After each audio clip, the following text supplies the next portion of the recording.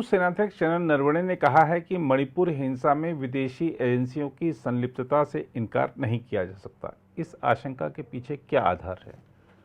जी देखिए, नरवणे साहब, आपको पता है कि वो 28 में हमारे आर्मी चीफ थे। उससे पहले वो इतने इम्पोर्टेंट पोजीशन रह चुके, बट मेन देखिए कि वो ईस्टर्न आर्मी कमांडर रह चुके थे, vice chief of army staff थे और चीफ ऑफ आर्मी स्टाफ थे। तो उन्होंने काफ़ी गहन इसके बारे में अध्ययन किया, देखा है, उनके सामने की चीज़ें हैं, उनके सामने जो है गनवार और बाकी जो इंसिडेंट्स हुए जो इन्होंने चीन से हुआ और नॉर्थ ईस्ट में को इन्होंने खुद रहे हैं आर्मी कमांडर, तो उन्होंने बहुत क्लोजली मॉनिटर किया है, देखा है। तो उनका जो कहना है वो बिल्कुल उन्होंने फैक्ट और देख करके उसके ऊपर टिप्पणी की है कि क्योंकि ऐसी चीज़ें जिस तरह से हुई हैं, हमने देखा लोग इतने प्री प्लान्ड एक्शन कर रहे हैं, वहाँ पर हथियार लूट करके ले जा रहे हैं, बंकर्स बना रहे हैं, फायरिंग कर रहे हैं, उस तरह से जैसे कि एक स्पेशलाइज्ड यूनिट काम कर रही है, उस हिसाब से काम कर रहे हैं। इसका मतलब कि ये लोकल नहीं है जी। इनको बाहर से या तो बाहर के लोग आए हैं या बाहर के लोग आके इनको ट्रेन किए हैं, बताए हैं एंटी इंडिया एक्टिविटीज़ ये करने के लिए। अदरवाइज इतने बड़े स्केल पर तो कभी था नहीं कि ये चीज़ें होती। और वहाँ पर आप देखिए, हमारा तो खुला बॉर्डर है, बर्मा लीजिए, म्यांमार लीजिए, चाहे आप चीन लीजिए, हर जगह से हुई है जी। सब जगह से ये चीज़ें हो रही हैं।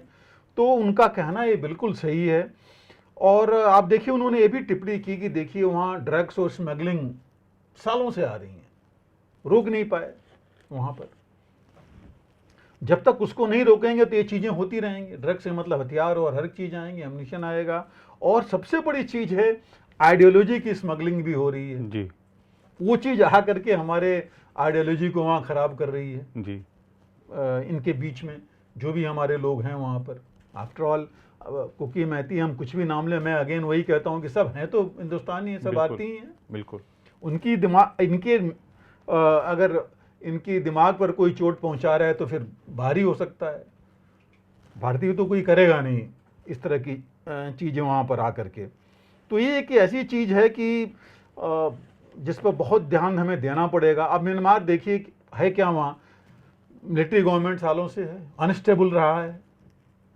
जहाँ भी जो भी देश अनस्टेबल हमारा पड़ोसी रहा है वो अपना और हमारा दोनों का नुकसान करता है। पाकिस्तान का वही हाल है, म्यांमार में हुआ रहा है। और म्यांमार का हाल ये है कि सेंटर में तो जो भी है ठीक है, बॉर्डर एरियाज में इनका कोई कंट्रोल नहीं है, चाहे हमारे बॉर्डर पर है चाहे वो चीन बॉर्डर के साथ है। और जितने उनके इंटरनेशनल जो भी ग्रुप्स हैं वो सारे यहाँ कॉन्सेंट्रेटेड हैं।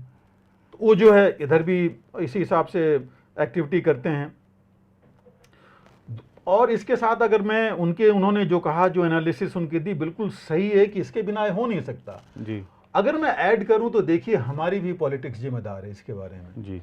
हमारा भी मैं कहूँगा, पहले भी हमने बात की थी कि एडमिनिस्ट्रेशन हमारा इसके मामले में या तो ढीला रहा है या तो हमको देखना चाहिए था कि ये इस लेवल तक चीज़ पहुंचनी नहीं चाहिए थी जी। हमको भी वो देखना चाहिए था।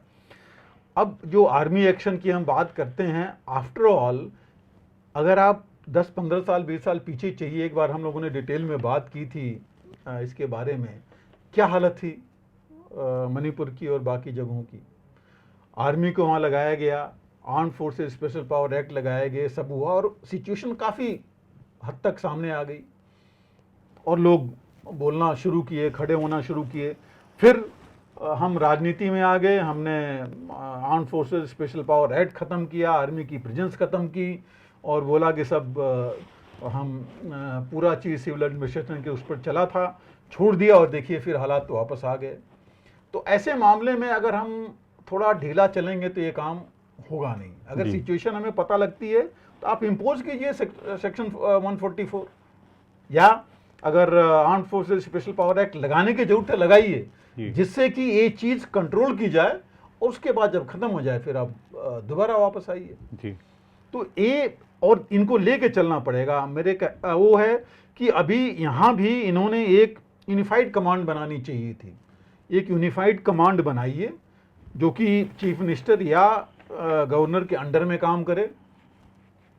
जो ईस्टर्न आर्मी कमांडर हैं या कोर कमांडर हैं उनको हेड बनाइए, और सारे फोर्सेस जो भी हैं, armed forces, paramilitary forces, police, सब एक यूनिफाइड कमांड के अंडर काम करें। क्योंकि यहाँ नहीं हो रहा था वो, और बीच में आपने देखा था रिपोर्ट भी आई थी कि कहीं कुछ हो रहा था, कहीं कोई और काम कर रहा था, कहीं आर्मी नहीं जा रही थी, कहीं पुलिस नहीं हो कर पा रही थी। तो जब तक ये ऐसी चीज़ नहीं बनेगी ये चीज़ सुधरेगी नहीं। इंटेलिजेंस कोऑर्डिनेशन यूनिफाइड कमांड में हमेशा मीटिंग होती रहे कि इसके बारे में बातचीत होती रहे, तो ये चीज़ बहुत ज़रूरी है, तभी जो है इसको हम रोक पाएंगे। और यही यूनिफाइड कमांड अगर काम करेगी ठीक तरीके से, तो जो हमारी ये बाहरी एजेंसीज हैं उनको मैसेज चला जाएगा कि भाई अब जो है हम जितनी हम फ्री थे उतनी, मैं नहीं कहता कि बिल्कुल रुक जाएगा जी, लेकिन जितने वो फ्री तरीके से ये काम कर रहे थे वो नहीं कर पाएंगे।